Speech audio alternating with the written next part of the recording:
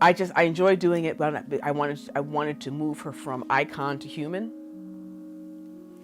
which is why I call it becoming Harriet Tubman. There's this idea, it's like, it's Harriet. But, all of the people who we see, we make sculptures of and we name bridges for are people. And she was just this little woman. So I wanted to humanize her. The first is the mother. The second is the first mistress, who didn't really see her as human. So her talking about her, she doesn't really talk about her directly.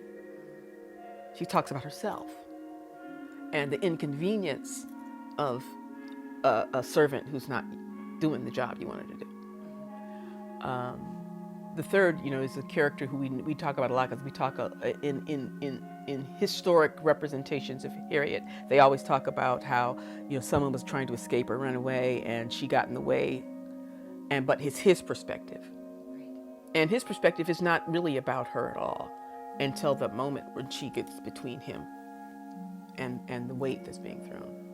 I think of American culture as a Creole culture. There's not like, this is an American thing. No. This is from all the things that all of us brought here, whether we came by will or not. And a lot of it came from Africa, and we can recognize that. And in the Gullah Geechee community, one of the things is that you can hear it in the voices that you don't necessarily hear elsewhere, though you will still hear Africanisms in what they used to call Ebonics. You'll still hear it.